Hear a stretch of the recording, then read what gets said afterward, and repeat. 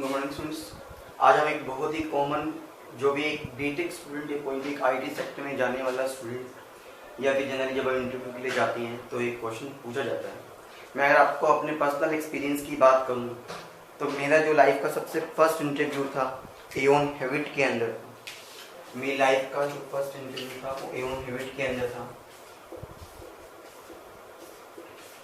US based company थी। मुझसे पहली बार ये क्वेश्चन पूछा गया था वहाँ पे। ठीक है, तो ऐसे क्वेश्चंस बहुत बार पूछे जाते हैं।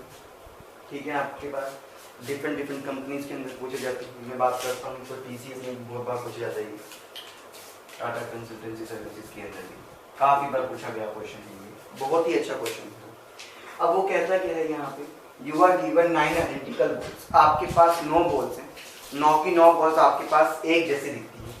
मान लो मैंने ये कहा, ये बॉल नंबर 1, ये बॉल नंबर 2, ये ball number 3, this is ball number 4, this is ball number 5, this is ball number 6, this is ball number 7, this is ball number 8, this is ball number 9। ये मैंने क्या कहा, आपके पास 1 से लेकर 9 तक की बॉल्स हैं। ऐसा क्वेश्चन आपके पास 12 बॉल्स के लिए भी आ सकता है, यानी कि 12 बॉल्स के लिए भी आ सकता है। मैं बात करता हूँ अभी के 9 बॉल्स की। अब हमें नहीं पता इसमें से कौन सी बॉल डिफरेंट है, एक ही बॉल डिफरेंट है।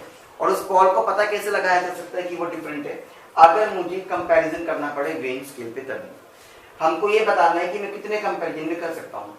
अब मिनिमम कंपैरिजन ऐसा करने को तो बच्चा 9 के 9 कंपेयर कर लेगा, 8 के 8 कंपेयर कर लेगा, बहुत सारे कंपेरिजन, लेकिन कहते हैं मिनिमम। और जनरली मैं आपको पहले आंसर बता दूं फिर आपको एक्सप्लेन करूंगा। यहाँ पे जो मिनिमम का मतलब होता है वो 2, सिर्फ 2 कंपैरिजन्स के अंदर 2 बार में मैं क्या कर सकता हूँ, इस क्वेश्चन को सोल्व कर सकता हूँ। आगे सॉल्यूशन देखने से पहले आप सोचें कि मैं 2 में कैसे कर सकता हूँ। ठीक है, क्या कोई कर सकता है 2 में, या 2 से कम में कोई कर सकते हैं। अभी देखिए मैंने क्या किया, मैंने 2 ग्रुप्स में डिवाइड कर, 3 ग्रुप्स में डिवाइड कर लिया। वो आपकी मर्जी, कैसे मर्जी करें, कोई फर्क नहीं पड़ता। मैंने ये कहा एक ग्रुप तो मेरे पास आ गया 1 2 3 का, एक आ गया मेरे पास 4 5 6 का, और एक आ गया 7 8 9 का। पहले मैंने इन दोनों को वेइंग स्केल पे रखा। पहले मैंने क्या करा, इन दोनों को वेइंग स्केल पे रखा।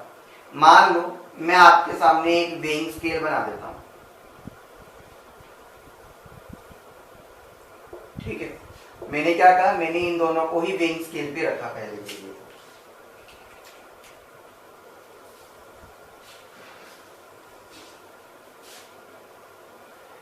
मैंने सिर्फ इन दोनों को अगर वेइंग स्केल पे रखा माइंड, तो आप एक बात समझ पाते हैं।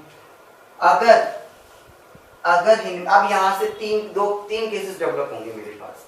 ये वेइंग स्केल है मेरे पास, यहां से 3 केसेस डेवलप होते हैं। एक केस तो डेवलप ये होता है कि मान लो ये वाली साइड थी मेरे पास P और ये वाली साइड थी मेरे पास Q, कि जो P है वो मेरे पास Q से हैवी हो जाए। एक केस क्या डेवलप होता है, अगर P मेरे पास Q से हैवी हो जाता तो मेरे पास वेइंग स्केल कुछ इस तरह से टिल्ट हो जाता। समझ पा रहे हो। एक केस मेरे पास क्या बनता है कि जो P है वो मेरे पास लाइटर हो जाए। तो आप समझ पा रहे हैं कि मेरे पास कुछ केस इस तरह का बन जाता, Q वाला हैवी। एक केस आपके पास क्या बन सकता था, यहीं पे अभी इन दोनों पे कंपैरिजन मैंने अभी एक ही बार किया कि P और Q इक्वल आ जाए, यानी कि कोई भी चेंज ही नहीं हुआ मेरे पास। हम तीनों को एक साथ पढ़ते हैं। अब मेरी बात को सुनना। उसने जब आपको ये कहा, उसने जब आपको एक चीज ये कही स्टूडेंट कि आपके पास एक ही बॉल हैवी है। अगर एक बॉल हैवी है, आप ये केस लेकर चलते हो स्टूडेंट्स कि आपके पास P वाली साइड हैवी हो गई है, तो इसका मतलब ये कंफर्म्ड है कि P वाली साइड पर ही एक हैवी बॉल है। अदरवाइज तीनों का वेट सेम होता। तो इसका मतलब मुझे ये वाला केस तो रीड करने की जरूरत ही नहीं पड़ी फर्स्ट केस के अकॉर्डिंगली। समझ गए ये बात। तो मुझे मेरे पास खाली इस वाले केस को स्टडी करना है। अगर मैं अब इस वाले केस को स्टडी करूं, इस वाले केस को मैं स्टडी करूं तो 1 2 3 है। फिर से मैंने क्या करा, एक वेइंग स्केल लिया। हर केस को सोल्व करके दिखाऊंगा आपको। यहां पर मेरे पास क्या हुआ, वेइंग स्केल पे मैंने 2 बॉल्स को रखा।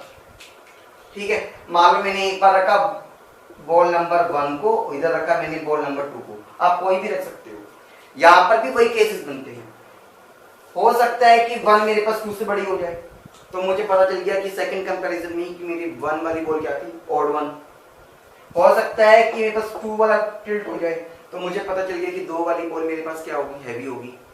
ठीक है, अगर मान लो मेरे पास ये दोनों ही इक्वल आ गई, तो मुझे पता चल गया कि मेरे पास जो बॉल है वो 3rd नंबर वाली हैवी है। बॉल मेरे पास कौन से वाली हैवी है, 3rd वाली हैवी है। तो देख पा रहे हैं कि 2 रीडिंग्स में मैंने कैसे पता कर लिया। अच्छा, फिर केस आपके पास ये भी हो सकता है स्टूडेंट्स कि अगर मैं इस वाले को डेवलप करूं, अगर ये वाला केस लेके चलता हूं, क्योंकि होगा तो इसमें से एक ही केस ना, इन तीनों में से एक ही केस हो सकता है। There is only possible outcome of 1, only 1 possibility है ना यहाँ पे। तो ऐसा तो नहीं कि तीनों की तीनों पॉसिबिलिटी हो जाएगी मेरे पास। अगर ये वाली पॉसिबिलिटी लेके चलता तो मुझे पता है बी तो पहले छोटा हो गया, तो बात किसकी आ गई खाली, क्यू वाले की। तो क्यू वाली में से मान लो 4 यहाँ रख दिया, 5 यहाँ रख दिया, 4 5 से छोटा हो गया तो 5। अगर मेरे पास 5 4 से छोटा हो गया तो 4। हो सकता है 4 और 5 दोनों इक्वल आ जाएं, तो मेरे पास कौन आ जाएगा, 6 आ जाएगा। समझ गए, यानी कि 6 तो बड़ा है ही है फिर, क्योंकि दोनों इक्वल आ गए। ये बात समझ पाए हैं, क्योंकि आपके पास रीडिंग में हमेशा देख पा रहे रिजल्ट एक ही मिल रहा है, कोई अलग रिजल्ट नहीं मिल रहा। अब एक बात को सुनिएगा, जब आपने इस केस को देख लिया, जब आपके पास यहाँ पे दोनों इक्वल आ गए, तो ना इधर से आएगा ना इधर से आएगा, वो आएगा फिर मेरे पास उधर से। तो उधर से करने के लिए भी मैं वही करूंगा वेइंग्स के लिए। अब आप कुछ बच्चों को लग रहा होगा कि सर आप इतने बार कंपैरिजन, भाई कंपैरिजन में एक ही बार कर रहा हूँ स्टार्टिंग में, और एक बार बाद में, यानी कि 2 कंपैरिजन हो रहे टोटल मेरे पास। वो अलग बात में केसेस डेवलप करके दिखा रहा हूँ आपको। अब मेरी बात को सुनना, जैसे कि मान लो मैंने 7th नंबर बॉल को यहाँ रखा, 9th नंबर को यहाँ रखा, 8 को भी रख सकते हो। 3 केसेस, सर 7 आगे छोटा रह गया तो 9 बड़ा है भाई, 9 ही हैवी बनेगा फिर तो मेरे पास, एक ही हैवी थी। क्योंकि अगर मैं ये कह दूं कि 7 मेरे पास क्या हो जाए बड़ा, तो 7 बड़ा है भाई, दोनों ही मेरे पास इक्वल आ जाए तो वही केस, तो फिर कौन बड़ा है, 8।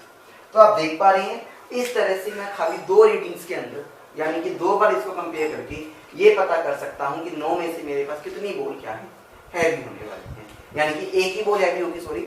और किस तरह से आपको पता चल गया, इन 2 रीडिंग्स के अंदर मैं हैवीएस्ट बॉल को फाइंड आउट कर सकता हूँ। Please students, thank you. इसी तरह से आपको अच्छे अच्छे पजल्स मिलते रहेंगे, सब्सक्राइब करते रहें हमारे चैनल को। Thank you.